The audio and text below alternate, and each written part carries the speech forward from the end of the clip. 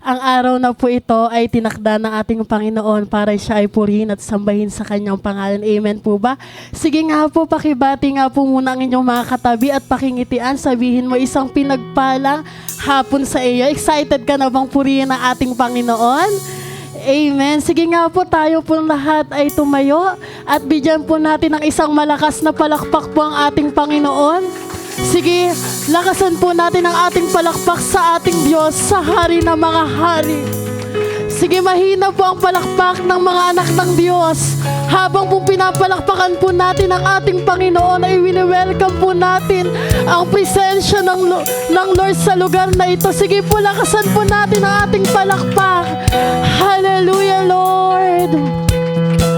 Hallelujah, Lord. Oh, we welcome you, Holy Spirit, in this place, Lord. Sweet Holy Spirit, we welcome you. Oh, hallelujah, Lord. Jesus, we welcome you. Oh, we welcome you, Lord. We welcome you, Holy Spirit. Patuloy ka namin, Lord. Wini-welcome, Lord, sa lugar na ito, Panginoon. Lord, wala kaming magagawa, Lord, kung hindi mo kami sasamahan, Lord God. Sweet Holy Spirit, come in this place. Come, Lord, come in this place. Oh, we worship you, Lord. We worship you, Holy Spirit, in this place. Lord, ang aming puso ay aming binubuksan, Panginoon. Lord, malaya ka, Lord, na kumilos, Lord God. Lord, kami, Lord, ay naghahangad, Lord, ng dakilang bagay, Lord, na iyong gagawin, Lord, sa lugar na ito, Panginoon. Lord, ikaw, Lord, ang kikilos, Lord, sa lugar na ito, Panginoon. Dalangin namin, Lord God, kung may hadlang, Panginoon, sa iyong pagbaba, Lord, ng iyong presensya, Lord, sa lugar na ito, Lord, patawarin niyo kami, Lord, kung kami nagkasala, Lord. Patawarin mo kami, Lord, kung kami ay may nasabi, Lord, na isip at nagawa, Panginoon, upang hindi ka, Lord, malugot sa araw na ito, Lord God. Oh, Lord, kailangan ka namin, Lord. Kailangan ka namin, Lord. Kailangan namin ang kalakasan, Panginoon, na nagmumula, Lord, sa iyo. Lord, dalangin namin, Lord, ang iyong presensya, Lord, na ikaw, Lord, ang patuloy na kumilos, Lord. Dalangin namin ngayon pa lamang, Lord, na may ginagawa ka na, Lord. Tanggapin mo, Lord, ang aming pagsamba, Lord, papuri sa iyo, Lord God. Maraming salamat, Lord. Maraming salamat, Lord. Welcome you, Lord, in this place, Lord. Salamat, Lord God. Sa iyo po ang mataas na papuri, pagsamba, Lord, pagdakil at pasasalamat sa tanging pangalan ng ating Panginoon. Ang lahat ng anak ng Diyos ay magsabi ng Amen, Amen. Amen. Bigyan po natin ng malakas sa palakpak ang ating Diyos na buhay. Come on! Malakas sa palakpak para sa ating Hari, para sa ating Diyos na buhay. Glory to Jesus! Glory to Jesus! We praise you, we praise you, we praise you, we praise you. At sa araw na ito, kung bakit nabubuhay ang mga anak ng Diyos upang magbigay ng karangalan at papuri sa ating Hari. Amen po ba? And let us praise the Lord today with a clap of our hands and a shout of our voice to our living God. Come on!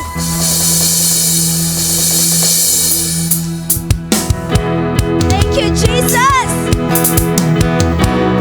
Thank you, Lord! Oh, Jesus! Through you, I can do anything. I can do all things, 'cause it's you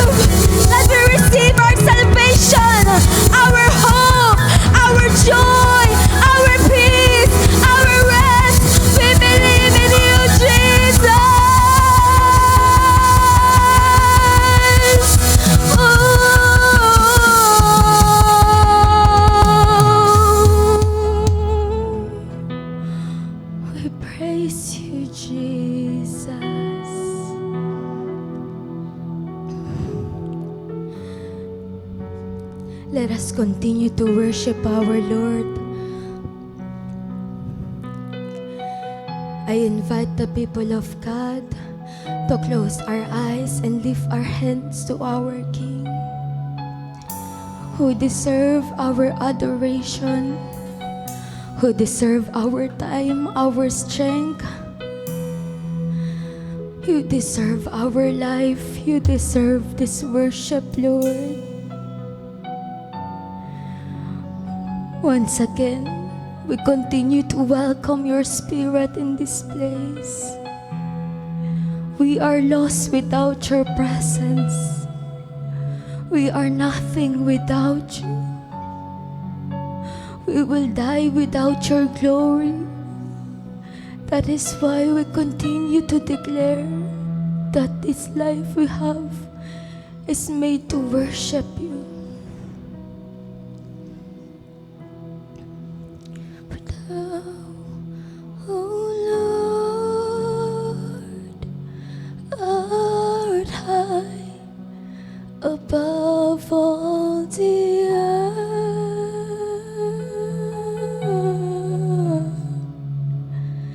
Thou art exalted far above all gods.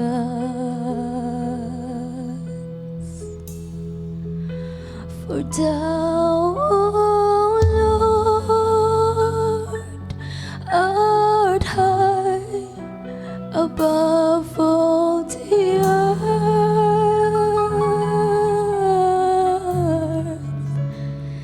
Thou art exalted far above all gods. For thou, O Lord, for thou, O Lord, art high above all the earth. Thou art exalted far above all gods. For thou, O Lord, for thou, O Lord, art high above all the earth. Thou art exalted far above all gods. For thou, O Lord, for thou, O Lord, art high above all the earth. Thou art exalted far above all gods. For thou, O Lord, for thou, O Lord, art high above all gods. For thou, O Lord, art high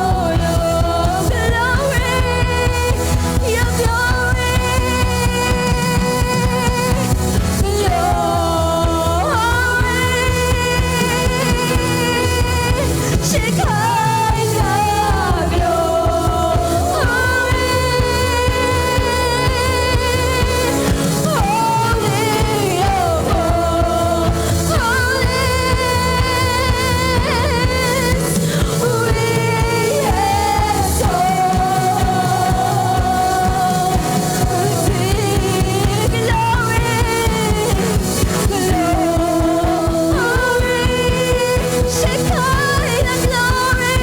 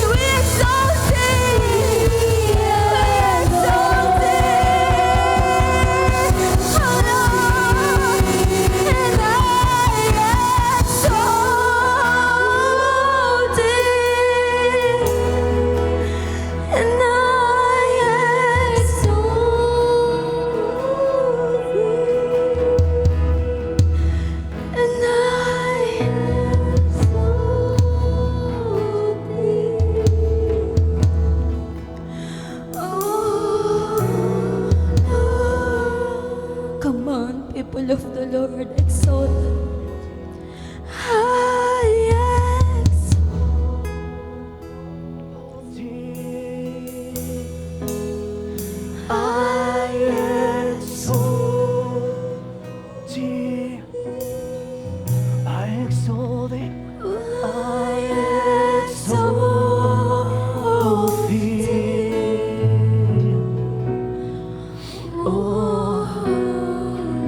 Glory. Glory.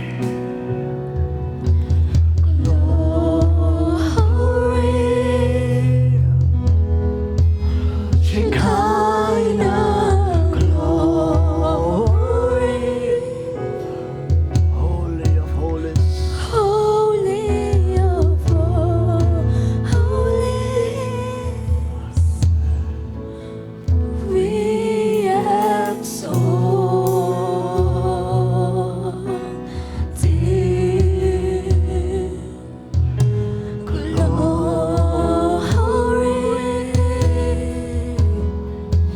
Shekinah. The goal of our lives is to please the Lord. Ang lagi nating goal, mga kapatid, is to please Him every Sunday worship service, every time na tayo nag-gather sa place na ito. We express our love. The first commandments of the Lord is love the Lord your God with all your heart, with all your soul, with all your mind, with all your strength. Seek first the kingdom of God, and all these things shall be added unto you. Lord, sa lahat ng may mga needs, sa lahat ng may mga pangangailangang pumunta rito, Panginoon, na inuna ka sa kabila ng kanilang mga kaabalahan, O Diyos, maraming mga gawain, O Lord, sa kanilang tahanan. Ngunit narito sila upang bigyan ka ng lugod, Panginoon. Meet their needs. Continue to supply, O Lord God, them, my Lord God. In Jesus' name. Ikaw ang laging magbibigay sa kanila ng kapahingan, sa kanilang mga kaluluwang napapagal, nabibigatan sa kanilang mga pasanin, sa mga isipin, sa mga problema ang kinakaharap, Panginoon, sa mga nagdaang araw. Hayaan mo ang kapayapaan ay sumakanilang lahat. Ikaw ang pinaguhugutan namin ng aming lakas, Panginoon. Ikaw ang aming source ng aming strength, source ng aming joy. Ikaw ang nagbibigay sa amin ng tunay na kagalakan, Panginoon Diyos na buhay, regardless kung anong sitwasyon, regardless kung anong naming naririnig, aming nakikita. O Diyos, Ikaw, O Lord God, ang nagbibigay at magbibigay, O Diyos, ng joy sa iyong mga anak. Salamat, Lord, ngayong buong oras na ito. Pagpalain mong gawain sa pamagitan ng Espiritu Santo. Holy Spirit, take over in this place. Let your will be done, Father. In Jesus' name, and all the people of God, everybody say Amen. Glory to Jesus. Tayo po ay makakaupo na po sa oras pong ito. Hallelujah. Praise God. Wow, welcome from Australia, Justin. Ayan, ang ikakasal po sa darating na February 3. Hallelujah. Ayan, sa mag-couple na ito. Glory to Jesus Christ. At kayo nakahabol, sa kabila ng maraming mga lakad, kayo pa rin ay nakarating dito. Palakpakan po natin ang ating Panginoon.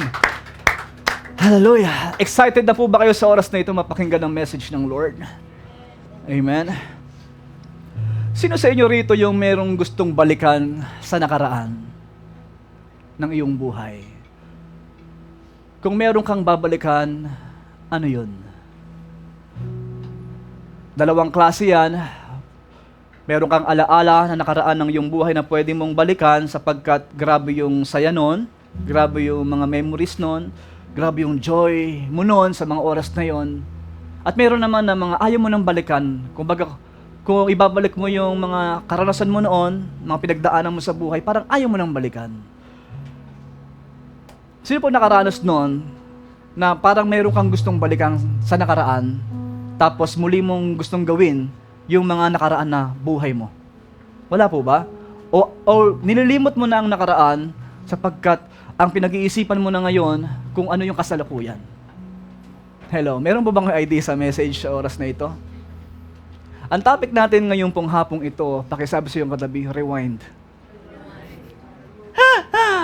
Mukha yatang alam nung iba ang movie na ito ah. Sino nakapanood po sa inyo ng movie na Rewind? Taas po ang kamay. Oy, yun, buti na lang may nakapanood doon. Sito po, talagang hindi na talaga nanonood ng mga palabas ito mga kapatiran po natin na parang ako lang din yan. Na halos wala na akong time manood sa Netflix, sa YouTube. Pero, nung ako po'y nagsasaliksik ng message ng Panginoon, nakikita ko sa Facebook, napaka-trending nito. Talagang puro post ang mga madlang people. Ano po? Curious tuloy ako. Sabi ko, curious ako ah. Ano ba tong movie na ito? Bakit parang napaka-trending sa kapanahunan ngayon ang movie na yon? At bigla ko po siyang pinanood. Ano po? Nung pinanood ko po siya, nasa Facebook lamang po, hindi na po ako nagsini pa. Ano po? Napanood ko po siya doon, hinanap ko sa YouTube, di ko mahanap. Sa Facebook meron. Pirata siguro yun. Ano? Yung wala sa Facebook. Ano? Pirata. Pero nakapanood ako, tinry kong panoorin. At na-amaze ako. At doon lumabas yung message. Pakisabi, rewind. Siguro may curious yung iba dito na ano kaya yung palabas na yun, ano kaya yung movie na yun. Kung pinanood ni Pastor Jack, papanoorin ko din yung movie na yon. Okay, panoorin nyo. Maganda po yon. Ano po? Ano po ba yung movie na yon? Okay?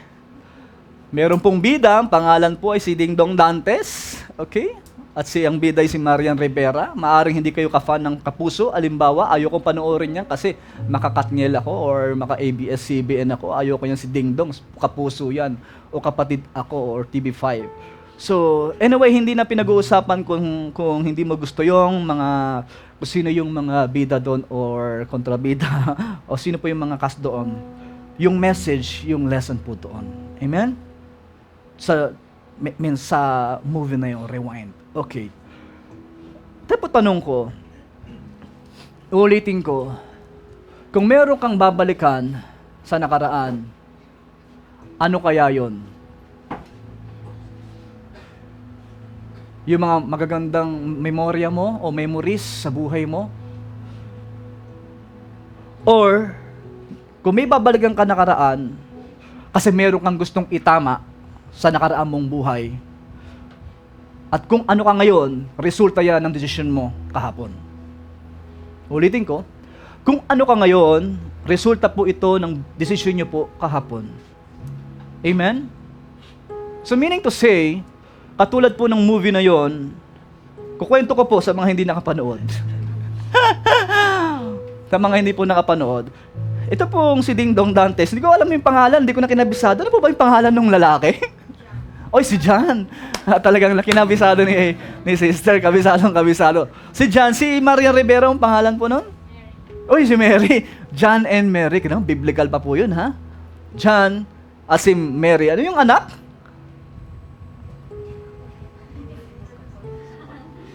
Hindi na, nakita ko lang yung mukha na chubby, maputi, yun lang eh. Ano po?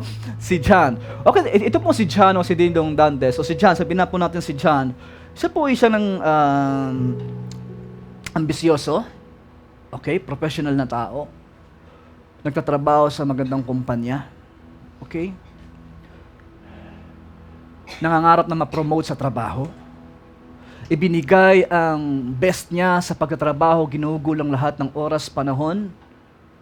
Maging man ang kanyang thinking, isip, ay ibinubuhos doon sa kanyang work. Hanggang sa dahil po nakafocus siya sa trabaho niya, hindi talaga siya nakafocus sa anak niya at hindi siya nakafocus sa asawa niya, kaya yung time management na tinatawag, hindi niya nakokontrol masyado, hindi niya nagagamit masyado ng maayos. Sapagkat yung time niya ay laging nasa trabaho. Ano po? Kaya yung anak niya na naghahangad ng time, appreciation, naghahangad ng bonding, fellowship, pero hindi mabigay ni John.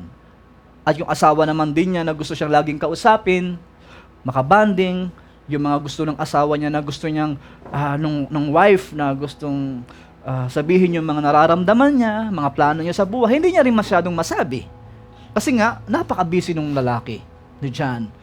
At bukod sa kabisihan, pagkakausapin siya, laging galit. Pakisabi sa yung katabi, laging galit. Uy, ang lakas na na. Lagi siyang galit. Yung wife, masiyahin si Mary, masiyahin po siya, gumagawa ng cake, magluluto, mahusay magluto, ano? Culinary nga po mahusay siya. At hindi lang siya basta nagluluto, mahusay siyang magluto. Sikat. May potensyal na maging sikat. Ngunit ang mga pangarap na yun ng babae, naglaho ang pangarap kasi nag-focus siya sa asawa niya na minamahal at iniibig niya.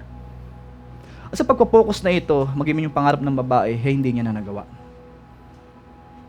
Could you imagine, binigay mo ang buhay mo sa isang tao, tapos walang pakialam sa iyo yung taong pinagbigyan mo ng buhay. Ang sakit nun Hello? Yung give up mo ang lahat, tapos yung pinag-give up mo ng buhay, walang paki sa'yo. Amen? Pero bago ko po ipagpatuloy po yung kwento, dito po muna tayo sa verse na ito. Wala po tayong PowerPoint. Minsan gumagamit po ako ng PowerPoint. Minsan naman ginagamit ko lang po yung verse po natin sa laptop. Minsan talaga yung wala. Okay? Nakafocus lang po tayo dito sa kung ano man po meron po tayo dito. Dito po sa Lucas chapter 16. Meron pong mayaman. At merong siyang laging nakikita. Walang iba kundi si Lazarong mahirap. Mayaman at si Lazaro sa Lucas chapter 16 verse 1. There was a certain rich man who had a manager handling his affairs. One day a report came that the manager was wasting his employer's money. Tama ba? Sige, tuloy-tuloy. So the employer called him and said, "What is this here about you? Get your report in order because you are going to be fired."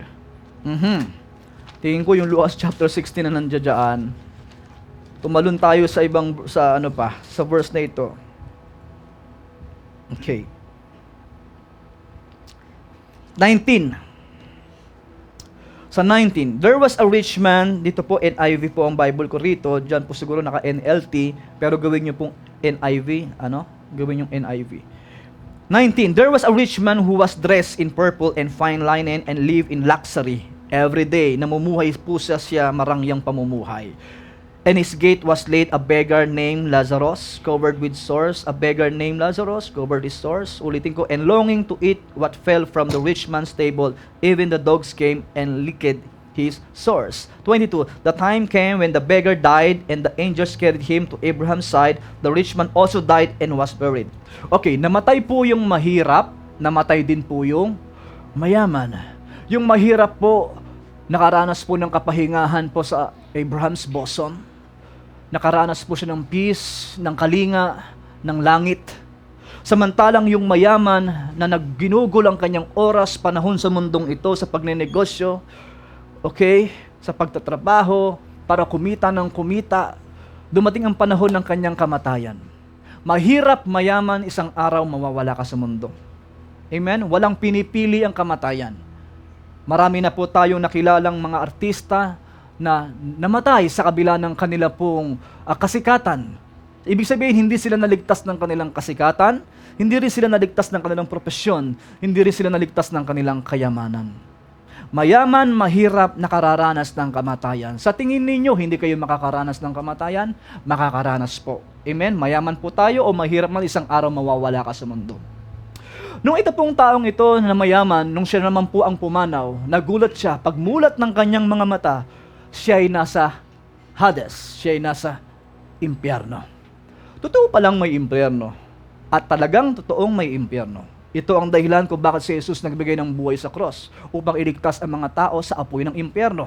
Okay, mayaman o mahirap, gusto kang iligtas ng Panginoon dun sa katotohanan na patungo tayo doon kung hindi tayo magsisisi sa ating mga kasalanan. Kung hindi tayo magbabalik loob sa Diyos, maglilingkod sa Panginoon, magpapakatubid sa tulong ng Panginoon, hindi tayo mapupunta sa heaven kundi patungo tayo doon. Ito pong mayaman na ito, nagbigay ng panahon, nagbigay ng oras sa pagpapayaman. Wala siyang time para paglingkuran ng Diyos, walang time para magbasa ng Biblia, At hindi niya rin pinakikinggan ang mga mangangaral na salita ng Panginoon, katulad nila Moises, yung word nila Moises, at yung word ng mga propeta. Kaya dumating yung panahon nito pong mayaman na ito, gumawa po siya ng isang request na baka pwede siyang makaalis sa impyerno. Pwede bang magkaroon po siya ng rewind sa buhay?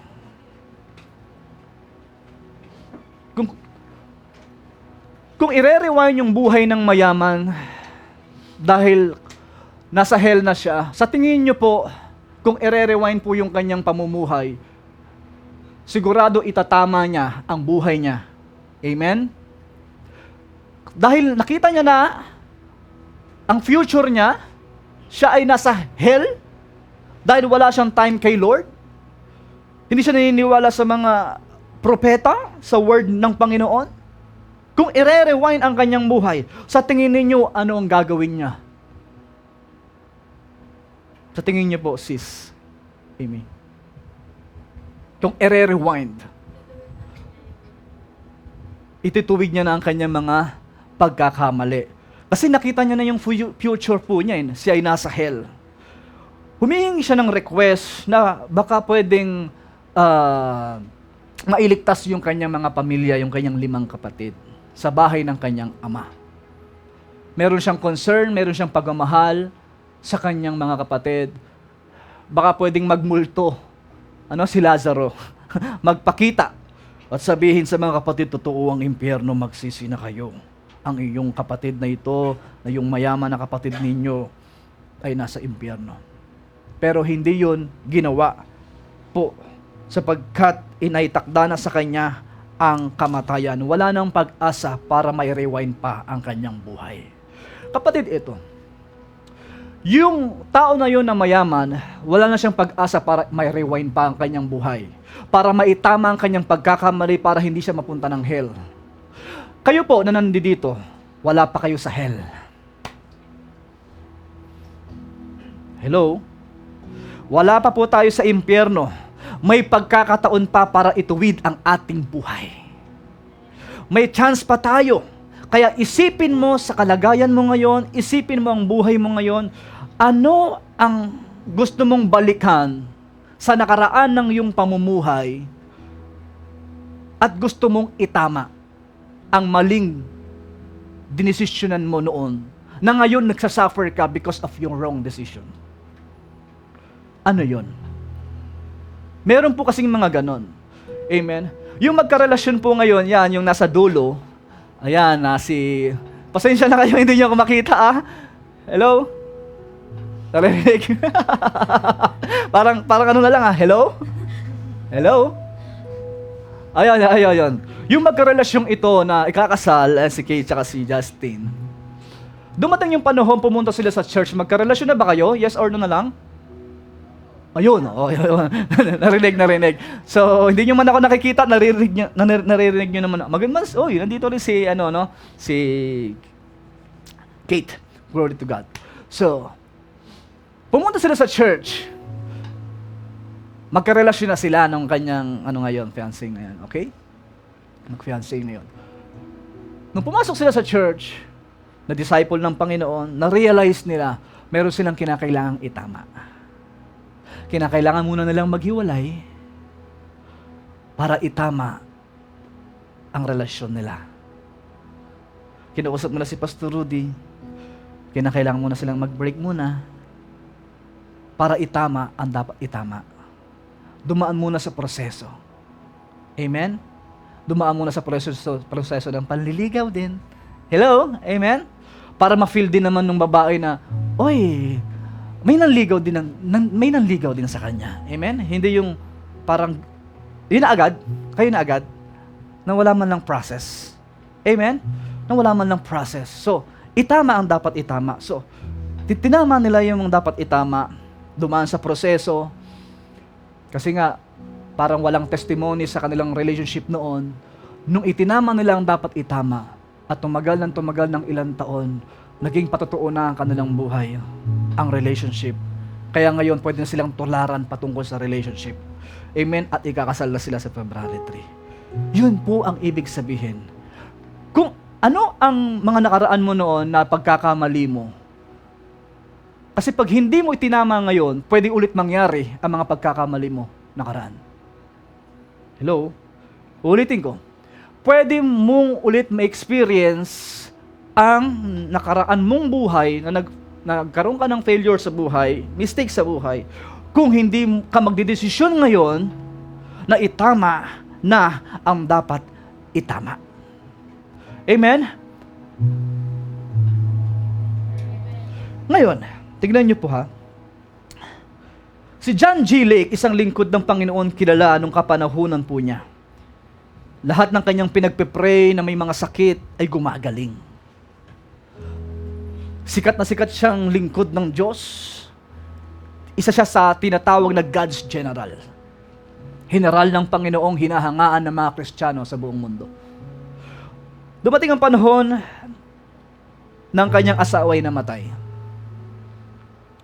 Sa kabila ng kanyang kabisihan sa pagmiministeryo kay Lord, sa kabila ng kanyang pagpapagaling sa may mga sakit, sa kabila ng kanyang mga pagpipreach sa mga tao para sila'y maligtas, ang kanyang asawa na nasa bahay naging malnourished.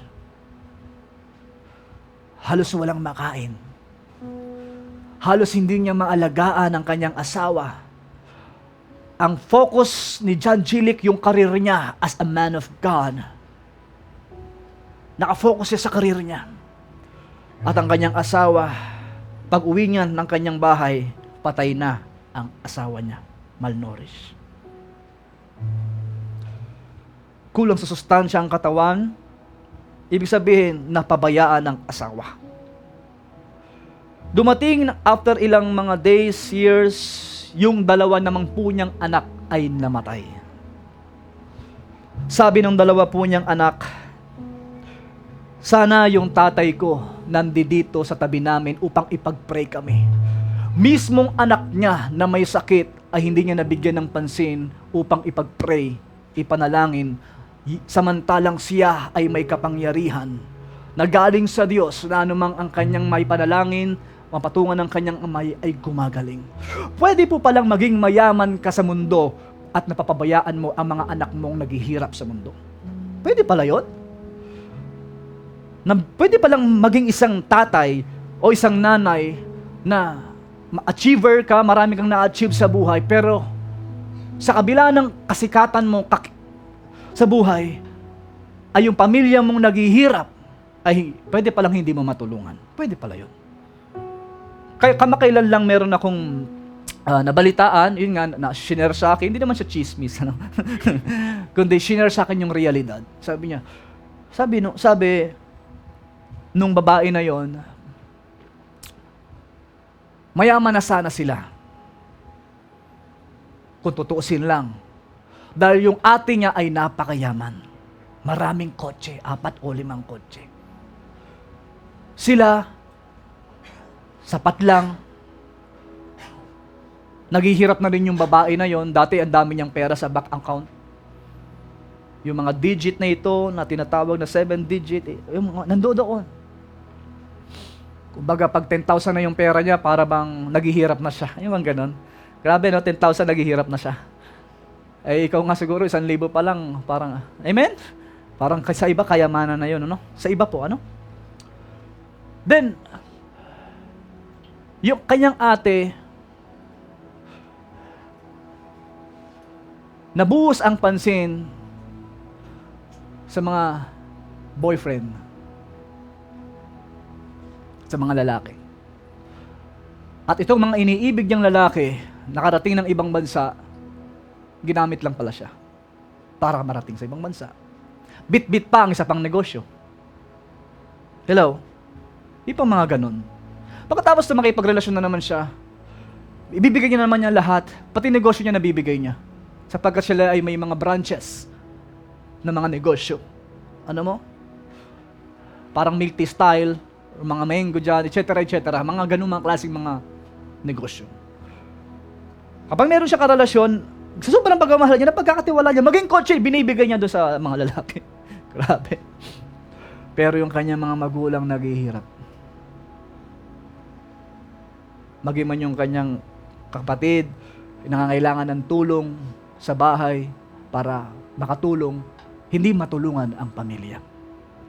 So, katulad din po ng mga nangyari sa buhay ng mga lingkod ng Diyos. Example na si John Gilic. Amen? Busy sa trabaho, sa lingkod ng Panginoon, sa karir, pero napapabayaan ang pamilya. Kung nakikita mo ang sarili mo ngayon na parang ganun ka na, lingapin mo. Baka yung lola mo, lolo mo, nabuhay pa, nanay mo, anak mo, apo mo, naghahanap na pala ng oras sa'yo. Na makausap ka, mayakap ka, makabanding ka. Amen? Hindi natin alam yun. Minsan matahimik lang sila, pero sumasakit na pala yung kanilang kalooban. Naghahanap na ng time, naghahanap ng time, naghahanap ng time, para lang makausap ka. Hello?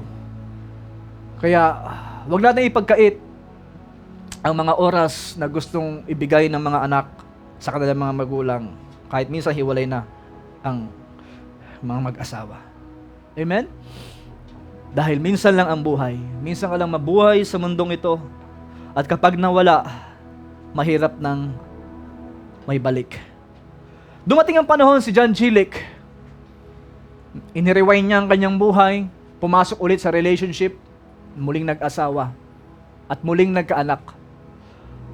Nirewind niya ang kanyang mistakes, mga pagkakamali. Then, doon siya nagkamali. Nirewind niya yung kanyang kabisihan, kaabalahan na walang time sa pamilya. Itinama niya ngayon. Kaya nung nagkaroon siya ng asawa, na bago ang approach niya. Binago niya ang approach niya.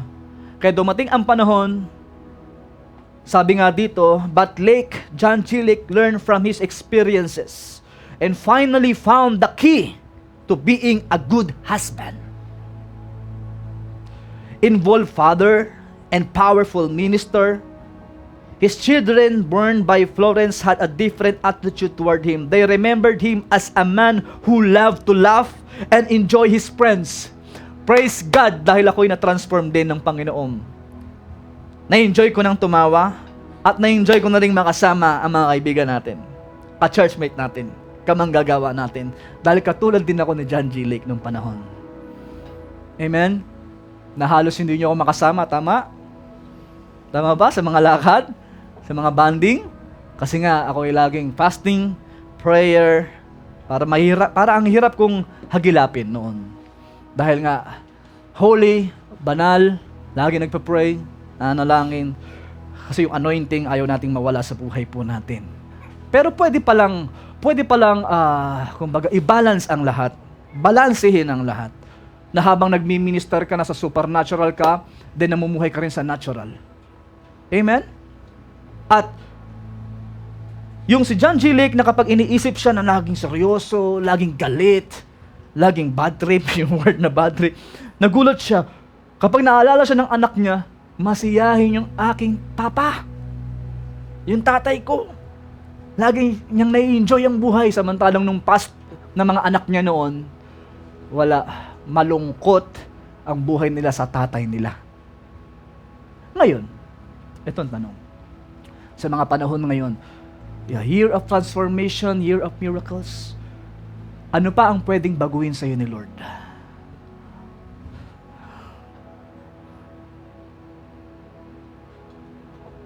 Ano ang image na pwede mong ibigay sa asawa mo, sa girlfriend mo, sa boyfriend mo, sa anak mo, sa nanay mo?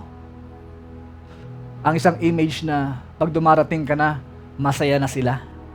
O image na pag dumarating ka na, nagagalit na sila. Kasi nag-grieve na siya na, dumating na yung anak mo, dumating na yung mama mo, dumating na yung papa mo. Amen? O yung masaya sila na, uy, dumating na si ano, hallelujah, praise God, nandiyan na. Oo, hallelujah, praise God. Hallelujah. Dumating ang panahon si Benny Hinn. Nakakilala kay Benny Hinn? Kilala niyo po? Ang kilalang evangelist din sa buong mundo hanggang ngayong buhay pa po siya. Mentor ng ating senior pastor na si Pastor Rudy.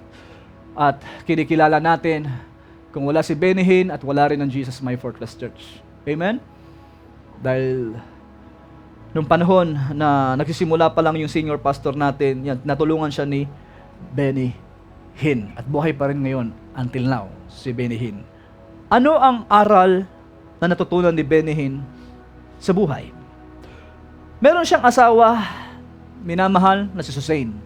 Dumating ang panahon, February 1, 2010, divorce. Naghiwalay sila ng asawa niya. Kilalang lingkod ng Panginoon. Sikat at maraming mga churches ang naitayo sa pamagitan ng buhay niya. Maraming mga sakit at karamdaman na gumaling, maraming mga naging lingkod. Hanggang ngayon ay marami siyang naitatayo kahit sa pamagitan lamang ng YouTube, Facebook, pagkaturo niya, mga aral niya, maraming naitatayo. And yet, nagkaroon siya ng struggle. Hiniwalayan siya ng kanyang asawa. At ano ang dahilan? Ito po yung word. Doon po sa korte,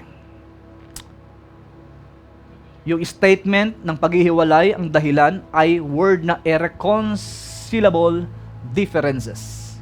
Alam niyo po yun? Any sort of difference between the two parties that either cannot or will not be changed can be considered an irreconcilable difference. A difference could be that of a difference in character, personality, belief, or other personality trait. Sa pag-aasawa, pagpasok sa relationship, hindi kayo parehas ng partner mo. Amen? Magkaiba kayo ng personalidad. Magkaiba rin kayo ng belief. Magkaiba rin kayo ng character. Magkaiba rin kayo ng gusto. Kaya pag pumasok ka sa pag-aasawa o pag-boyfriend, pag-girlfriend, tanggapin mo ang katotohanan ng magkaiba kayo. At dahil sa hindi sila nagkakaintindihan, dahil magkaiba nga po sila, si Susain and Benny Hinn, sila po ay naghiwalay. So ano po ba dapat ang gawin? Para huwag dumating sa panahon na tayo o ang iyong partner o kami ni Mrs. ay magkahiwalay. Sapat na ang karanasan ng mga ibang mga couple na naghiwalay at matuto tayo sa kanilang mga karanasan. Amen? Ayaw ng Diyos sa buhay natin, especially sa mga young na mga couples dito, o yung mag-aasawa pa lang, o yung ikakasal pa lang. Mayroon ako napanood sa dyaryo noon. Kakakasal lang, isang gabi. Nagsama. Honeymoon. Nung sila'y nag-honeymoon, kinabukasan din, hiwalay. Anong dahilan ng pagkakahiwalay? Malakas humilik yung babae. Siyempre, hindi sila, di ba sa arrange, yung sa marriage, sa iba? Arranged marriage. Yung hindi pa sila talagang magkakilala, minsan nga, lang yung surprise ba? Surprise! yung mukha, yung surprise. Hindi mo talaga alam kung ano yung tsura ng babae. Biglang surprise na surprise. Swerte mo kung maganda, Or, kung ano. Pero wala kayong magagawa, yun na yun. Yung mga ganon yun. So, tinanggap, sige, yung itsura, sige, pasado itsura. Kasal. Ayun na. Natulog na. Yun. Lakas sumilik. Nag-file ng divorce. Naghiwalay. Anong ibig ko po sabihin? Kinakailangan nating matutunan tanggapin kung sino mismo o kung ano ang buhay nung partner mo ngayon. Ang nakikita mo ngayon, especially yung mga nanliligaw, o manliligaw pa lang, or mga magkasintahan pa lang na mga 1 taon pa lang, 2 taon, 3 taon pa lang. Ano pa yan Pormahang ano pa yan? Pormahang malinis. Amen? Pormahang mga malinis pa yan. Pormahang lagi pang naghihilamos yan, nagpupulbos yan. Pormahang lagi pang nagagatsby yan. Subukan mo pag nag-asawa kayo, doon na makikita ang habit, word na habit ng magiging partner mo. Kaya mo bang tanggapin yung habit ng partner mo? Or may mga sikreto pa siyang habit na hindi mo pa alam. At kaya mo bang tanggapin kapag natuklasan mong meron siyang sekretong habit? Amen? Natuklasan mo pala, hindi nagpapalit ng ano? Ng short? Ng boxer? Ano? Kumbaga, tumatagal yung boxer sa loob ng 1 week? Wow! Ano? Para yung nakilala ko po na mag-couple, kamag-anak ko, kakilala ko, ay talaga naman nagulat na lang, napakagwapo ng kakilala kong ito. Sobrang gwapo niya. Hindi, totoo po yung kagwapuhan nito. Nagulat na lamang po itong babaeng ito sapagkat yung kanyang inasawang lalaki na gwapo, yung mga underwear na sa ilalim ng kama, nabubulok na. Hello? Amen? Hindi marunong maglaba. Pero yung muka, maputi, gwapo, matangos ang ilong. Pero doon sa loob ng kanyang kwarto, kasi mag-asawa na sila, nagulat itong babae. Pati yung, I'm sorry to say, pati yung underwear niya sinusuot ng lalaki. Amen? Hello? Kasi nga wala na siyang masuot eh. Lahat marurumi. Yung mga ganong klaseng mga habit. Kapatid, kung hindi ka pa nag-aasawa ngayon, at may mga habit tayo sa ating tahanan na hindi pa alam ng partner mo na pwede mong ika-turn off niya, ngayon pa lang, ma-transform na tayo. Ano? Amen. Thank you, Jesus. Amen. Ngayon pa lang. Kasi, naniniwala po ba kayo doon na pwede ang panlabas na anyo nakakabulag sa paningin ng mga tao? Pero pag sa loob na ng tahanan at magkakasama mo na ang isang taong ito, malumanay sa labas ng bahay magsalita o sa'yo. Kasi syempre, ano pa lang nagwiwin pa sa isa't isa eh. Kaya siguraduhin mo magiging partner mo at aasawahin mo. Sigurado ka na ba? Pakisabi sa iyong tabi, sigurado ka na ba? At yung nasa dulo doon, sure na yun. Wala nang atrasan yun. Amen? Hindi na pwede. Wala na. Hindi na pwede. Kaya nga, ano po, ang natutunan ni Benny ng mga oras na yun, ang magbigay ng time, magbigay ng oras, natutunan niya sa kanyang buhay na hindi na laging katwiran niya ang laging nananalo. Kinakailangan marunong siyang makinig sa kanyang asawa. Kahit para bang disagree siya dun sa katwiran ng asawa niya, minsan kinakailangan tawanan na lang. At umagri ka, kung wala namang kinalaman sa kaligtasan ng kaluluwa mo. Ngumiti ka na lang at umagri kaysa mag-away kayo laging mag-asawa. Amen? Eto. Ano ba ang babae? Konting tip lamang po. Alam niyo po, hindi sana nagmamalaki po tayo. Grabe po yung passion namin ni Mrs. patungkol sa relationship. Dahil maraming mga kabataan bumagsak patungkol sa relationship. Maraming nasirang pamilya because of relationship. Kaya nga, nagdesisyon kami ni Mrs. na pag-aralan ang dapat pag-aralan, isabuhay ang mga dapat isabuhay, para hindi kami magkahiwalay o maging patotoo kami sa mga taong may mga relasyon sa buhay. Ano ba ang babae? A woman who does not hear words, she experience, she feels it. Alam nyo ba kapag tayong mga lalaki nagsalita sa isang babae, hindi niya ito masyado naririnig? Naniniwala kayo doon? Naku, tumatawa yung nandito sa kanan ko. Pag tayong mga lalaki nagsasalita sa mga babae, hindi niya yung masyado naririnig. Fini-feel niya yan, nafi-feel niya yan, na-experience niya ang words mo. Hello? Ang words nating mga lalaki kapag tayo nagsasalita, ang dating sa babae, nararamdaman niya yung salita mo.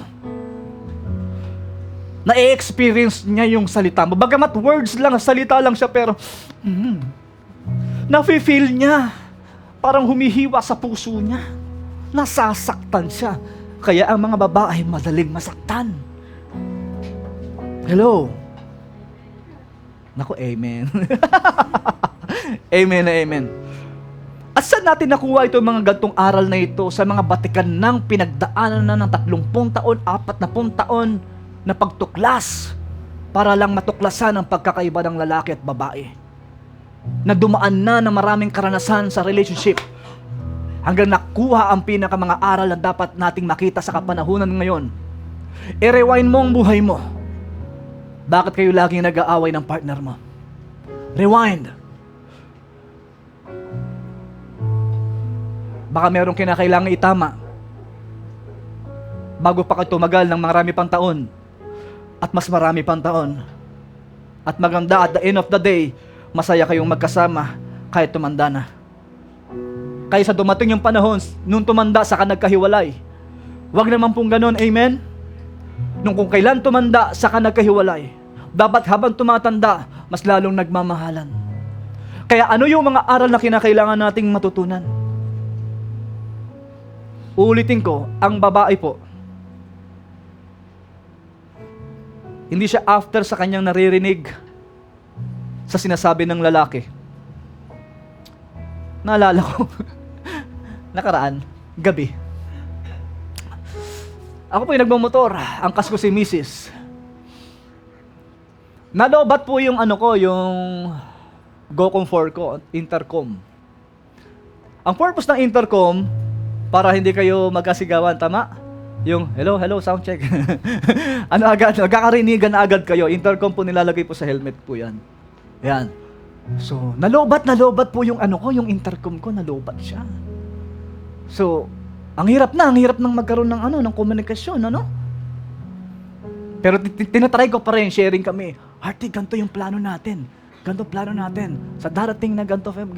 So, yung mga plano po, sa church, plano, sa ganyan. Sige lang. Nagulat ako, ang tahimik na ni Mrs. Ba't ang tahimik niya na? Parang kanina lang, nakikipagsabayan siya sa sharing. Share. Hanggang pag-uwi ng bahay, ang tahimik, hindi nagsasalita. Sabi ko, bakit? Ako naman, bakit? Sabi ko. Sige lang. Tapos kain na kami, ugas siya ng tahimik pa rin.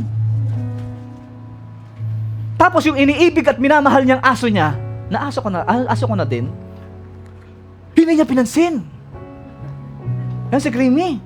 Kasi naganon ka rin yan si Creamy, pagsalubong. Hindi niya rin hinag, hindi niya rin kinuha. Wala.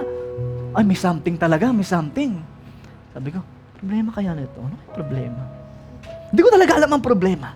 Parang kanina lang, nag-uusap kami, maayos ang usap namin. Ano kayang problema? Then sige, kumain na kami, hapunan. Then, punta na doon sa kwarto, kinausap ko. Problema mo. Expression niya ba yan? Yung, problema mo. Problema ka eh. Sabihin mo na.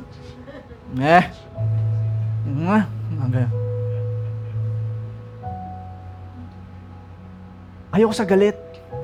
Sabi niya, galit ka eh. Paano ako naging galit? Sumisigaw ako kasi hindi tayo magkarinigan. Nalobat sa intercom ko. Hello? Ano niyo po?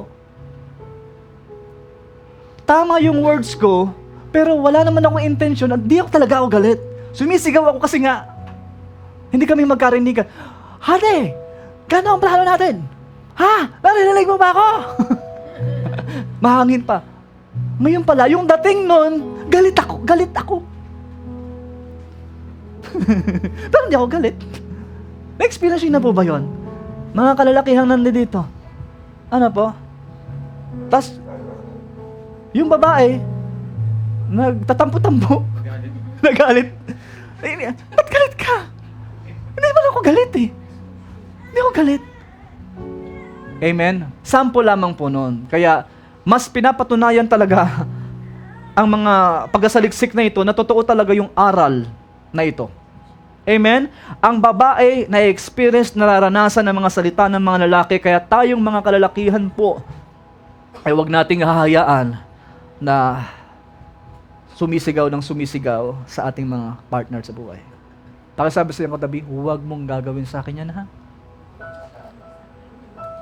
Amen? Especially sa mga mag-couple na nandito. Amen po ba yun?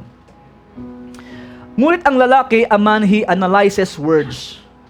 Hindi ba sila nasasaktan ng mga lalaki? Ina-analyze ng lalaki ang mga salitang sinasabi ng mga babae. Kaya dapat may talino kang magsalita sa mga lalaki. Hello? Nako, meron ba akong kausap po dito? Kaya huwag kayong magtaka kung baga, di mo gets? Ang dali-dali lang, di mo maintindihan? Common sense, no? Nakakarinig din ba kayo dun sa mga kalalakihan? Para yata nakatingin kayo kay Maya. Hindi ganun si Maya, ha? Hindi ganyan yun. Hello? Ha? May experience ba kayo sa mga partner niyo na ang dali-dali lang, hindi mo agad magets? Parang kanina lang din. Hearty, ganito, no?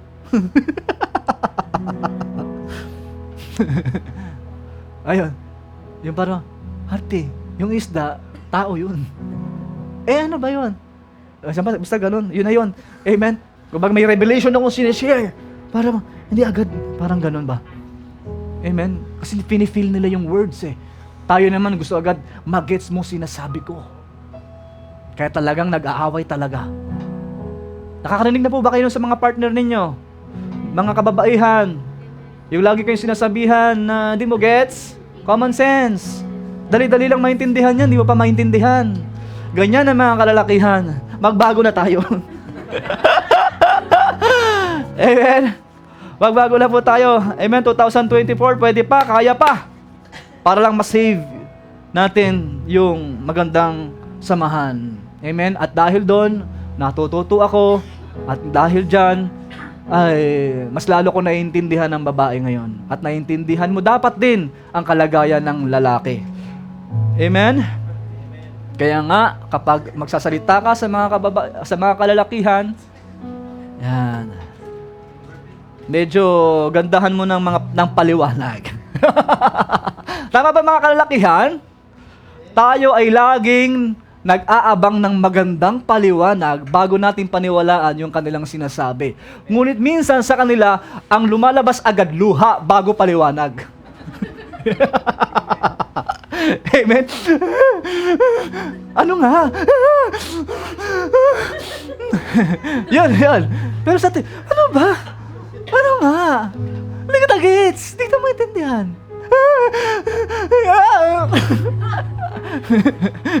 Tama, hindi.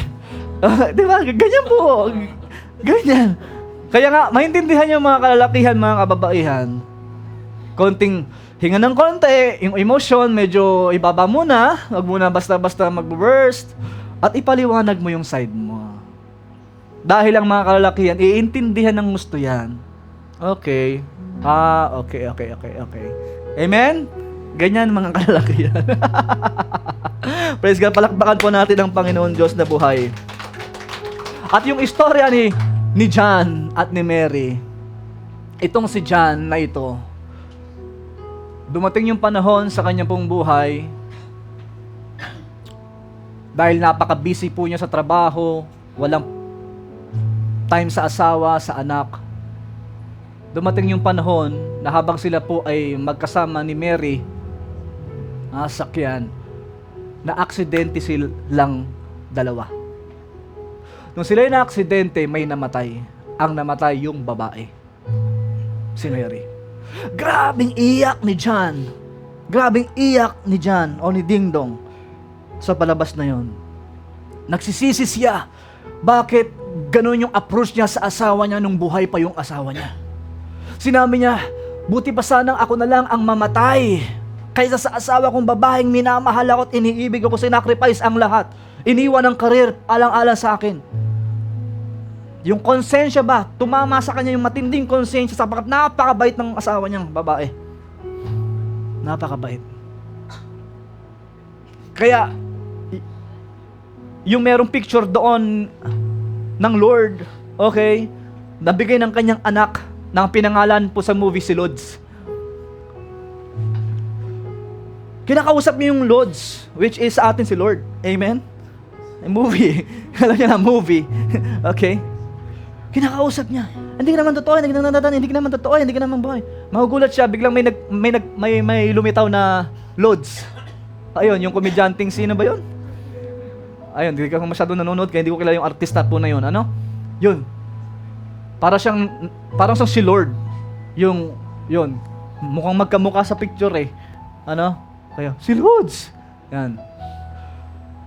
At ito po, yung lesson, kung yung panonoorin po yun, panoorin yung mas maganda. Ano ba? Yung lalaki, nakiusap, na baka pwedeng, siya na lang yung kuhain. Siya na lang yung mamatay, kaysa sa yung babae. Sabi nung Lods, sure ka? Sigurado ka ba dyan sa decision mo na yan? Re-rewind natin ang mga pangyayari. Rewind. Ikaw yung mamamatay. Hindi yung asawa mo. Sure ka na ba? Sure na po ako. Sige. Rewind. Whoosh, bumalik, rewind. Kung saan siya nagsimula bago yung aksidente. Ang nangyari, nung nirewind, kabisado niya na yung mga galawan niya, alam niya kung ano yung mga response niya po sa mga boss, response niya sa nung hindi siya na-promote, nagalit siya sa boss niya. Binago niya yun. Ano? Rewind, binago niya, hindi na siya galit sa boss niya, nagpasalamat pa sa boss niya. Proud siya sa boss niya. Maging man sa babae na kung saan ay muntik na siyang masira talaga yung buhay dahil sa yung temptations sa girl. Na hahalikan siya. Nung una kasi nung hindi pa nire-rewind, hinalikan niya rin. Ano? Pero nung ni-rewind na, oops, hindi niya na hinalikan. Natuto na siya. Amen? Natuto na siya. At yung anak niya na humihingi ng time, binigyan niya ng time. Pupunta siya doon sa concert ng anak niya. Or yun, yung word na para bang concert, parang ganon. Sa larangan po ng mga, kumbaga sa mga mga buhay na mga manunugtog sa part ng bata. Kasi pianista po yung bata. Bagamat hindi naman talaga word na concert.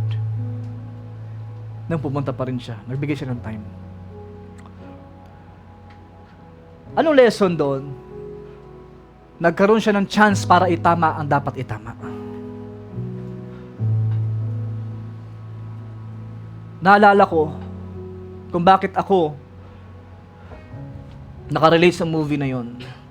Nagkaroon ako ng rewind sa buhay. Alam niyo po ba yan? Sa mga hindi nakakaalam, bagamat alam na ito ng iba. Sa mga hindi nakakaalam, rewind ang buhay ko. Nung panahon, ako po ay nagpe-pray at nananalangin sa Diyos. Bago pa po ako magpastor. 19 years old, nagpastor na po ako. Ano po? Sa mga hindi nakakaalam. 36 na po ako ngayon. Okay? 19 years old, nagpastor. Nung ako po yung mga edad na mga 17 years old, sinasaliksik ko ang Diyos kung talaga ba siya'y buhay. Sabi ko, Lord, kung talagang buhay ka, umiiyak ako po noon, nasa kwarto po ako, katabi ko si Lola at Lolo, kung talagang buhay ka, ipakita mo ang kinabukasan ko. Umiiyak ako, umiiyak. Nagkakaroon ako ng katanungan sa buhay kung talaga bang buhay ang Diyos. That time, music team na po ako. Okay? Gitarista na po ako that time sa church. Pero nagtatanong pa rin ako sa meaning ng buhay. Ano bang purpose ng buhay? Ano ba talaga ang buhay? Buhay ba talaga ang Diyos? Pwede pala yung kahit nasa church ka, pero hindi ka talaga 100% naniniwala sa Diyos. Pwede pala yon? Na kahit music team ka nung that time. Music team na po ako noon, pero hindi pa rin ako totally 100% naniniwala sa Diyos. Pero music team ako. Gitarista nung panahon na yon. Pumasok ako sa music team. Lord, kung talagang buhay ka, ipakita mong future ko. Then, pagmulat ng aking mga mata ng ilang araw, nagulat ako. Biglang tumatagos na ako sa pader. Totoo pala yung sinasabi ng Biblia, kapag namatay ang isang tao, hindi pa siya patay, hihiwalay lang ang kanyang kaluluwa sa kanyang katawan. Sapagkat nung panahon na yon, ako po yun, humiwalay ang aking kaluluwa sa katawan. At tumatagos na po ako sa pader. Nung tumatagos na po ako sa pader, doon ko namalayan at na ako po pala'y patay na. Okay? At ang Diyos po ay nagpakita sa akin saan yung liwanag. Parang panahon ni Pablo sa Road of Damascus. Amen? Si Jesus Christ kinausap si Pablo. Yung pong aking karanasan. Ako po'y humarap sa Kanya at umiiyak at humihingi ng chance ng pagkakataon na ituwid ang aking buhay. Itama ang aking buhay. Sinasabi ko, Lord, music team ako every Saturday, tumutugtog ako every Sunday, umaattend ako. Pero, hindi pa rin sapat yon para ako ay mapunta ng langit. Umarap ako sa Diyos, huhusgahan niya ako, ang judgment niya sa akin, impyerno ang punta ko. Sabi ko, bakit impyerno? Ni-rewind, at nagkaroon ako ng rewind. Bakit nga? Easy-go-lucky Christian ako. Pinakita ang future ko, hell ang punta ko. Anong dahilan? Ni-rewind. Dahil easy-go-lucky Christian ako. Monday to Friday, nasa mundo ako. Hindi ako seryoso talaga naglilingkod sa Diyos. Wala talaga. At ayaw ko talaga pang manalig sa Diyos ng 100%. May doubt pa ako sa Kanya.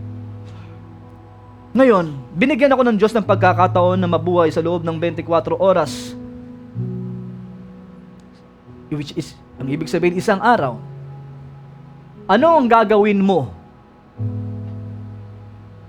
sa loob ng isang araw kung bibigyan ka ng Diyos ng pagkakataon para mabuhay? Halimbawa lang, ikaw RJ, halimbawa, kung bibigyan ka ng Diyos ng pagkakataong mabuhay sa loob ng isang araw, anong gagawin mo? Pinakita ng future mo, hell ang punta mo. Pag i-rewind ang buhay mo, itatama mo ang pagkakamali mo. Kasi pinakita mo ng future mo, parang si Ding Dong Dantes, pinakita ang future, mamamatay, yung bang tipong namatay yung kanyang asawa. Amen, na babae. Okay? Kailangan niyang itama ang kanyang pagkakamali para mabuhay yung kanyang asawang babae. At siya na lang yung kunin. Halimbawa po, amen? Parang ganun po yan Noong panahon po na yon, sa loob ng isang araw, 23 hours and 55 minutes, ang ginawa ko ay nangaral ng salita ng Diyos sa mga tao. Lahat na makasalubong ko, totoo ang Diyos, buhay ang Diyos. Magsisi na kayo sa inyong mga kasalanan. Kayo mga naglilingkod sa Diyos, seryosohin nyo ng paglilingkod ninyo habang may oras pa, habang may pagkakataon pa. Ibigay nyo ng buhay nyo sa Diyos. Mga kaibigan ko, kinausap lahat, mga pamilya, mga tao sa paligid, ng evangelize ng aral, hindi ko pa alam yung word na pangangaral na yon. Ngayon pala nangangaral na pala ako that time. Wala pang alam sa Bible. Ang alam ko lang may heaven, may Diyos, nakita ko saan yung liwanag, at may langit, at may kahatulan, may judgment. Okay? Nangaral, naubos na yung oras ko, 5 minutes na lamang, at alam na alam nyo ito. Kukwento ko ba yun? Alam na alam nyo na. Pero for the sake of hindi pa nakakaalam, tamang hindi pa nakakaalam, yung 5 minutes na yun, may nakita akong isang tao naglalakad sa gutter. Yung naglalakad sa gutter, tinititigan ko po siya. Habang siya po ay naglalakad, bigla po siya nahagip ng sasakyan. Ang tawag po doon ay aksidente. Nung siya na-aksidente, gusto ko po siyang puntahan, pero parang nag-aalilangan pa akong puntahan, kaya medyo nauubos na po yung oras, 5 minutes, 4 minutes, 3 minutes, 2 minutes. And 1 minute na lamang po nung mga time na yon, hanggang sa papunta na po sa segundo. Humingi po ako ng tulong sa mga tao para tulungan yung tao na yon, na na-aksidente. Ano po? Sabi ko sa aking sarili, sino kaya yung tao na yon? At ako'y umiiyak na po ako kasi patungo na po ako sa kahatulan sa impyerno. Sino kaya yung tao na yun? Gusto ko makita. 5 seconds. Sabi ko, Mama, sino po ba yung tao na yan? Gusto ko makita. 5 seconds. 5, 4, 3, 2. Ubus na oras ko. 1. Sinipa nung tao yung ulo nung na-aksidente. 2, 1. Nakita ko, mukha ko, tuguan. At bigla akong nagising. 5, 3, 2, 1. Isang pangitain. Buhay pa ako. Naalala niyo si Ding Dong? Sa mga nakapanood, naalala niyo? Yung pagbukas ng mata niya? Ito yung pangyayari na yun. Yes, totoo si Lods, totoo. Sa mga nakapanood, tama? Totoo, ganun ang experience ko. Buhay pa ako. Bigla ako lumuhod. Umiyak. Lord, dahil pinatunayang buhay ka, totoo ka. Magbibigay ako ng buhay sa'yo, maglilingkod ako sa'yo. At ilang kinabukasan o ilang araw ang lumipas. Kinausap ako ng senior pastor ko. Jack, kailangan ng pastor. Sabi ko, yung po pala ang dahilan. Bukod doon sa mga iba pang mga patotoo. Amen? At marami pang mga patotoo. So,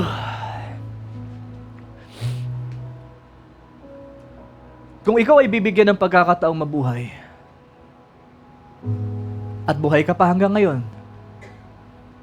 ang advantage ng iba, nakita na nila ang future nila. Ngayon ito tanong ko, pinakita ng Lord, impyernong punta ko. Mapupunta pa ba ako sa impyerno? Bakit po kaya, brother? Bakit po kaya? Dahil ini-rewind, itatama ko na kung ano yung dahilan kung bakit ako napunta doon.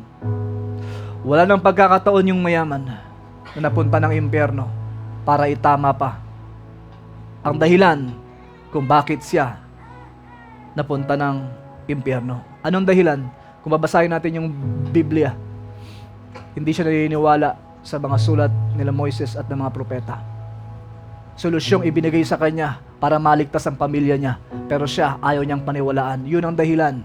Hindi siya naniniwala sa gospel, hindi siya naniniwala sa word ni Lord. Sabi niya, hindi sapat ang salita ni Moises ng mga propeta. Mas maniniwala ang mga kapatid ko kapag magpakita si Lazaro pero hindi siya pinagbigyan. Sapagkat ang solusyong ibinibigay ay ang word ni Lord. Amen? Sapat ang word ni Lord para iligtas ka. Sapat ang naririnig nyo ngayon para maisaayos ng Diyos ang buhay po ninyo ngayon. Amen? Sapat ang word ni Lord. And because of that, naitama ko ang buhay ko. Lumakad ako sa bagong buhay. Hanggang ngayon, 19 years na po akong naglilingkod sa Panginoon. 17 years ng pastor. Hindi gumip up, hindi bumitaw. Ni-rewind ang buhay, itinama ang dapat itama at patuloy na itatama ang pamumuhay hanggang huli ng ating hininga. Kaya kung ikaw ay nabubuhay pa ngayon at may nakikita ka pa sa sarili mo na pwedeng maging cause ng kapahamakan mo in the future, kapatid, nagsasalita ang Diyos sa iyo ngayon. In the Spirit. Ako'y tao lamang pero in the Spirit. Kung alam mo sa iyong sarili, in the future, ay pwede kang mapahamak sa mga ginagawa mo ngayon at nagagawa mo ngayon. O pwedeng maging cause ng paghihiwalayan ninyo ng iyong partner ngayon o mag-asawa, maging cause ng pag-aaway-away pagdating ng panahon. Itama mo na ang dapat itama. Ituwid mo na ang dapat ituwid habang may chance pa, habang may pagkakataon pa, may oras pa. At nangyari kay Benny Hinn, alam niyo po, kay Benny Hinn, muling nagkaroon ng reconciliation. Naghiwalay silang mag-asawa, divorce, pero after ng ilang years, nagbalikan sila. At itinama ni Benny Hinn ang kanyang pagkakamali. Sa mga oras na ito, mga kapatid, sa mga couples na nandito, huwag mong hintayin, hayaan na dumating ang panahon ng paghihiwalayan. Habang sa oras na ito, araw na ito, ituwid na natin ang dapat ituwid. Humingi na tayo ng tawad sa partner natin kung dumating ang panahon na parang lagi na kayong nag-aaway at lagi mo siyang nasasaktan. Panahon na parang muling itama ang dapat itama, ituwid ang dapat ituwid. Tayo po yung manalangin sa oras na ito. Pikit ninyo ang inyong mga mata. Maging aral sa atin ang ating mga naririnig. Maging aral sa ating ang ating mga napapanood. Maging aral sa atin ang lahat ng ating mga natutunan mga nakaraan. Kapatid, 2024, ano ang gusto mong itama sa sarili mo para hindi ka umani in the future ng mistakes and failures in life? Sa oras na ito, for the sake of your family, for the sake of your husband and wife, or girlfriend, or boyfriend, o partner in life, o anak, o nanay, o tatay, ituwid mo ang iyong pagkakamali. Kung meron kang nakikitang parang may mali, ituwid mo. Magsimula ka ng tama at magtatapos ka ng tama. Mahirap magtapos ng tama kapag nagsimula ka sa mali. Kaya sa oras na ito, dakilang Diyos na buhay, tulungan mo ang iyong mga anak, Panginoon. Give them a revelation and give them vision, my Father, in the future. Nang sa gayon, Panginoon, maging warning, maging babala sa amin, Panginoon. Nang sa gayon, hindi na namin ituloy at maituloy ang anumang plano namin hindi maganda, Panginoon. Ang mga pangangatwiran, Panginoon, na aming ikapapahamak, Panginoon. Tulungan mo kami, Panginoon, hindi mapahamak. Lord, salamat sapagkat may pagkakataon pa kaming itama ang dapat itama. Salamat, Panginoon, buhay pa po kami, Panginoon. Meron pa po kaming chance, Panginoon, upang mahalin ang dapat mahalin, pakitaan ang kabutihan ang dapat pakitaan. Hallelujah, salamat, Panginoon. Hallelujah. Kapatid, you live once. Maging man ang partner mo, girlfriend, boyfriend, mahal mo sa buhay, asawa o mapapangasawa, o anak o nanay o tatay, minsan lang silang mabuhay sa mundo. Huwag nating hayaang magkaroon tayo ng regret sa buhay kung kailan patay na sila. Nakatulad nung palabas na yon, nung namatay si Marian o si Mary, saka lang na-realize ni John ang kahalagahan ng kanyang partner nung namatay na.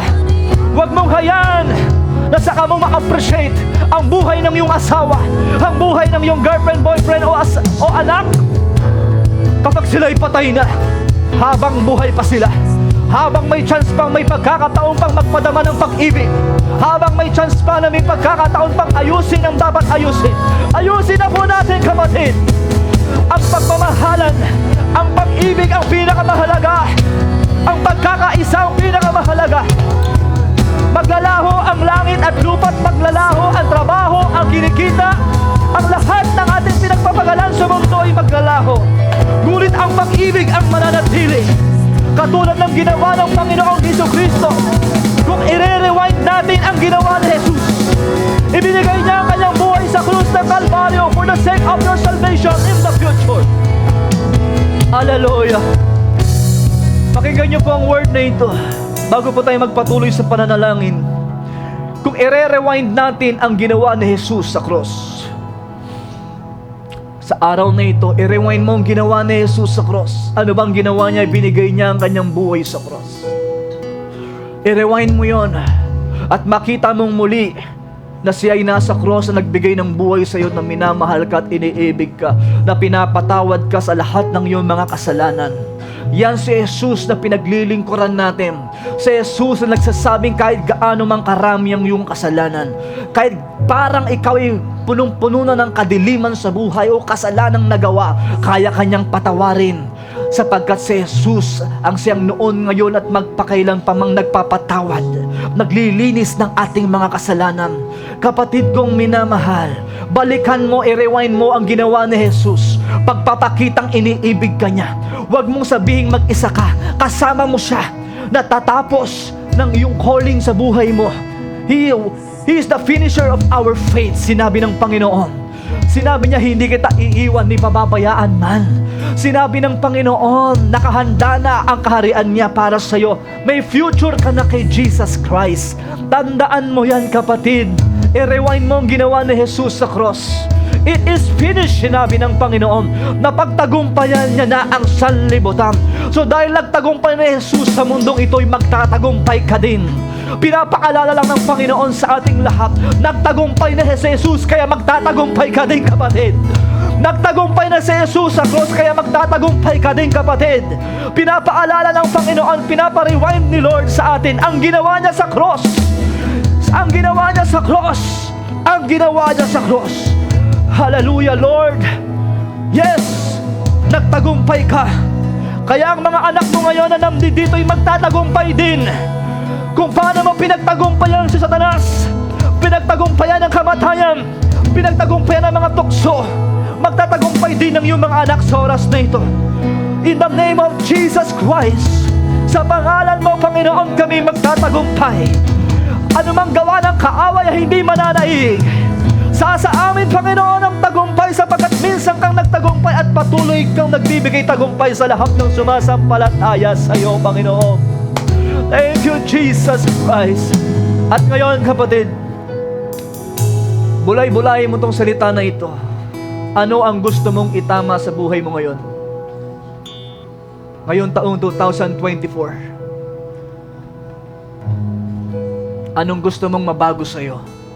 Na alam mo na kapag hindi ito mababago at hindi ito mawawala sa iyo, eh, alam mo na ito ikakapapahamak mo o ikasisira ng relationship mo sa partner mo, sa anak mo, mahal mo sa buhay o sa mga magulang mo. Ano yung, kapatid? I-rewind mo Ano bang dahilan bakit kayo laging nag-aaway? Ano bang dahilan ng pagtatalo? Ano bang dahilan ng hindi pagkakasundo? Ano bang dahilan bakit kayo laging na para bang hindi magkasundo? Kapatid kong minamahal, hindi tayo higit sa kina Benihin. Hindi tayo higit kina John G. Lake. Kung sila'y nakaranas ng ganong struggle, matuto tayo sa kanilang pinagdaanan. Kaya ngayon pa lamang, wag na po nating hayaang lumaki pa ng lumaki ang problema. Wag nating hayaan. Disenyo ng Panginoon sa inyong mag-couple o sa ating lahat na magtagumpay sa relationship. Minsan ka nang nabigo nakaraan ng buhay mo, laging nasasaktan, laging may hiwalayan. Posibleng pwedeng mangyari ulit yon kapag hindi mo itinuwid at itinama. Kung anong attitude mo noon, ugali mo noon, ng cause ng paghihiwalayan noon o pag-aaway-away. Ang maganda, may bago kang bukas, may bago kang buhay, may bagong pintuan, may bagong lakad, may bagong daanan na pinapadaan ni Lord sa buhay mo. Isang daan ng tagumpay, isang daan na may enjoy mo ang buhay ng iyong pamilya, ng iyong pamumuhay sa mundong ito. Isang buhay na ganap kasiya-siya ang nais ng Panginoon na sumaiyo. Kung magdedesisyon ka sa oras na ito, Lord, help me. Gusto kong itama ang dapat itama. Gusto kong mabuhay ng may kapayapaan. Panginoon, tulungan mo ako. Manalangin ka sa oras na ito. Sapat ang karanasan ng iba para tayo'y matuto. Alamin mo ang cause. Kapatid, tinanong ko sa sarili ko, ano ang kailangan kong i-rewind sa buhay ko na magandang memorya ko at memories ko sa buhay? Alam nyo, sumagi sa isip ko ang memories na magkakasama tayo. Memories na magkakasama tayo. Yun ang best memories na pwede kong balikan bukod sa mga personal kong buhay. Ang memories, magkakasama tayo. Magkakasama tayo, nagtatawanan, nag-sharing, nagpapalakasan. Kaya masakit. Nakakalungkot mang isipin na darating ang panahon na pupunta kayo ng ibang bansa, maghihiwalayan, ang iba sa atin mag-iibang bansa, lilipat ng bahay. Masakit man. Pero wala tayong magawa dahil yun ang realidad ng buhay. Pero kung gusto kong sabihin sa inyo mga kapatid, kung meron man ako i-rewind ng mga memories, magagandang memories, ay ang memories na kasama ko kayo. Memories na kasama ko kayo. Gusto ko lang sabihin ito sa iyo kapatid. Gusto ko lang sabihin sa iyo, kung naririnig mo ang tinig kong ito, gusto ko yung kung may babalikan ako na memories na ako'y masaya, ang kasama ko kayo. At nakasama ko kayo. Nawa matreasure mo, matreasure ninyo mga kapatid ang mga bawat moments ng inyong buhay, bawat araw, bawat linggo. Hindi mo aram, hindi natin alam ang mga darating na panahon, oras. Tumatanda ang ilan sa atin, lumilipat ang ilan sa atin, nagkakaroon ng bawat tahanan ang ilan sa atin, nag-iibang bansa ang ilan sa atin. Gusto ko sabihin sa bawat isa at nawa ikaw din kapatid, maging best memories mo din na magkakasama tayo rito. Habang tayo magkakasama pa, hindi pa tayo lumilipat ng church, hindi pa tayo nakakahanap ng bagong location, ang mga memories na tayo ay nandito, i-enjoy po natin. Best memories. Salamat sa iyo kapatid. We love you so much. Oh, we worship you Lord. Come on. Magmahalan tayo. Mag-ibigan. Magtulungan. Magkaisa. Huwag tayo mag-aaway-away. Magkaintindihan. Kapayapaan ang lagi nating nais. Ina-advertise natin dito ang laging pag-ibig, pagmamahalan, pagkakaisa. Anong gusto mong pwede mong maiwang legacy? Maganda kapatid is love. Love. May the Lord God fill you with His love. Fill you with His love. Fill you with His love.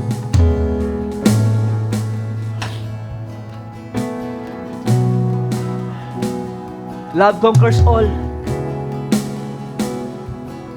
Mapuno tayo ng pag-ibig sa isa't isa, sa iyong pamilya, sa iyong mga mahal sa buhay, girlfriend, boyfriend, magulang, o sino pa man. May the Lord God fill us with His love. Thank you, Jesus. Lord, pagpalain mo ang iyong mga anak. Salamat sa bagong chance. Salamat sa pagkakataon. At meron pa po kaming pagkakataon. Meron pa po kaming buhay. Buhay pa po kami ngayon. At magtatapos kami ng tama. Magtatapos kami na kami nasa kaluwalhatian mo. Sa bawat aspeto ng aming buhay, relationship man ito, sa career man ito, Panginoon, magiging balance ang lahat, Panginoon, at may enjoy namin ang buhay sa mundo. Sa tulong mo, it belongs all the glory and the honor and thanksgiving and adoration. In Jesus' name we pray. All of the people of God, everybody say Amen.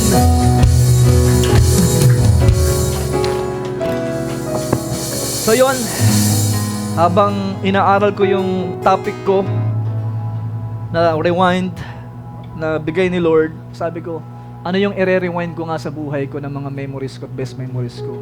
Sabi ko, yung memories ko na kasama ko mga kapatiran. Hello? Wala, ako lang yung masaya sa inyo. Unfair? Unfair ba yun? Ayun, yung memories na yon na magkakasama tayo, panahon na, yan, halimbawa, yan, yung prayer meeting natin, di ba? Yung mga ganun, yung pagpunta natin sa iba't ibang gawain, dito kami, tatawanan tayo, Christmas party or Pastor's Day, yan, yung mga memories na pwede mong balikan na masasiya. Amen? At yun yung mga parte ng buhay na hindi mo maiiwasan, isang araw, yan, ikakasal na si Kay. Hello, after 1 year, doon na po siya sa Australia. Okay? Tapos, yung mga ibang kapatiran natin, lilipas sa ibang probinsya. Ayan, yung iba, makakabili ng mga kanya-kanyang tahanan. Okay? Para nawa, pag dumating pa rin yung panahon na tumanda kayo, ay magkita-kita pa rin tayo. Kahit sa Facebook, ano po, sa YouTube, sa Zoom, or ano pa man po. Amen? Kaya lahat na nangyayari ngayon, i-enjoy po natin. Dahil mahirap balikan ang mga nawawalang panahon. Kaya ako po, kami, ni Mrs., every time na kami may mansary, ni-YouTube ko po yan. Or binibidyo ko. Alam niyo po kung bakit? Memories na lamang po kasi yun. Nababalikan namin, i-rewind namin. Ay, tingnan niyo, oy, wala pa akong puting buhok dito, oh. Oy, medyo ayos pa yung mukha ko dito, oh. Yun na lang yun. Kasi alam ko sa sarili ko, tatanda kami. Amen? Kaya isa po yun sa kinakailangan nating matutunan din. Ang bigyan nyo ng pansin. I-celebrate ang mga dapat i-celebrate. Kasi minsan ka lang mabuhay. Amen? To God be the glory. Tawagan po natin ang ating MC.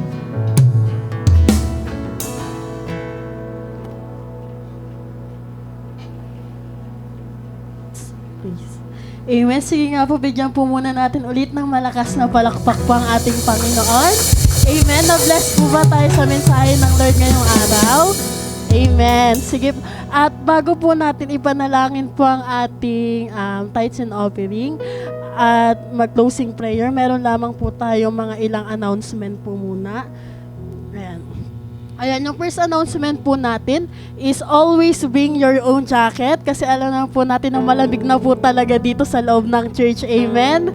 Kaya magdala po tayo ng kanya-kanya nating jacket.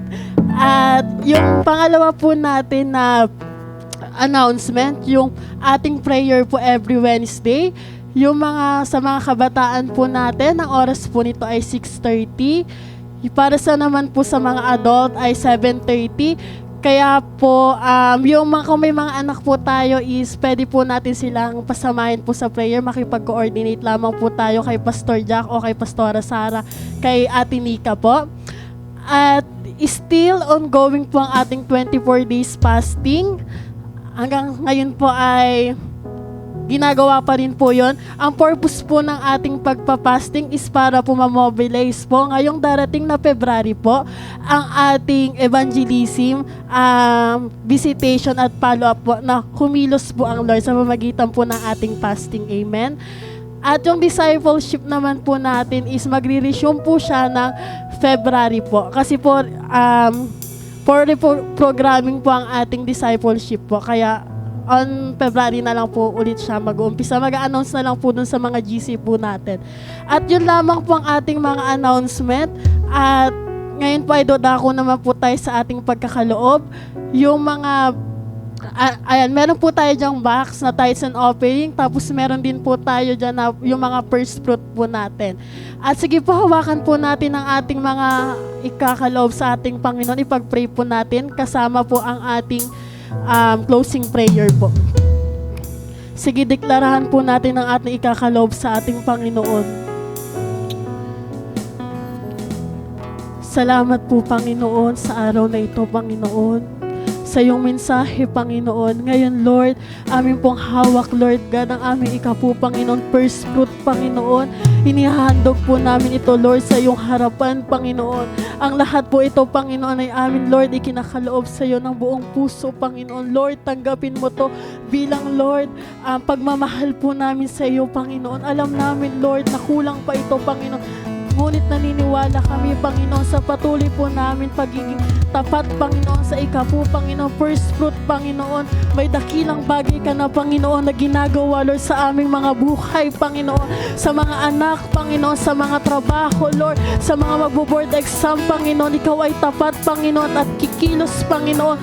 Lord, ikaw na po, Lord, ang patuloy na kumilos, Lord, sa aming buhay, Panginoon. Lord, kasabay, Lord, na aming pinapanalangin, Panginoon, ang amin, Lord, pagsamantalang paghihiwa-hiwalay, Panginoon. Lord, bitbit namin, Lord, ang mensahe, Panginoon. Lord, bitbit namin, Lord, ang tagumpay, Panginoon. Lord, ang 2024, Lord, ay panahon, Panginoon, taon, Lord God, ng bagong simula, Panginoon, bago, Lord, na pagmamahal na higit, Panginoon, sa nakaraan, Panginoon. Lord, dalangin po namin, Lord, sa mga pagkukulang, Panginoon. Lord, ngayong taon na ito, Panginoon, dalangin namin, Lord, tanggapin mo, Lord, ang amin ng pagbawi, Lord God, sa iyo, Panginoon, sa mga nakaraan, Panginoon. Lord, patawarin mo po kami, Panginoon, sa aming mga pagkukulang at kasalanan, Panginoon. Lord, dinideklara namin, Lord, ngayon pa lamang, Lord, ang tagumpay mo, Lord, sa buong taon ng 2024, Panginoon. Idinideklara namin, Lord, ang pag-iingat, Panginoon. Bigyan mo pa po kami, Lord, ng maraming taon, Lord, upang mapatunayan pa, Lord, maipakita pa, Lord, ang aming pagmamahal sa iyo, Panginoon. Lord, dalangin po namin ang iyong protection, Lord, pag-iingat, Lord, pagpapala, Lord God, sa amin, Lord, pagsamantalang paghihiwa-hiwalay, dalangin namin ang iyong protection, Panginoon. Walang gawa ng kaaway, Panginoon, ang mangyari, Panginoon, at kami, Lord, ay babalik, Panginoon, sa araw ng linggo, Panginoon, na bit-bit, Lord, nagpupuri, Lord, masayang matagumpay, Panginoon, ang pinagtagumpay mo, Lord. Maraming salamat, Lord. Protect us, cover us with your blood, Lord. Salamat, Lord, sa iyong katagumpayan. Salamat, Lord. Dalangin namin ang patuloy mong pagpuspos, Panginoon, simula po, Lord, mamayang gabi, Lord, hanggang Monday, Lord, maging dumating kami ulit, Lord, sa lugar na ito, Lord God. Maraming salamat, Lord. Maraming salamat, Lord. Maraming salamat, Lord.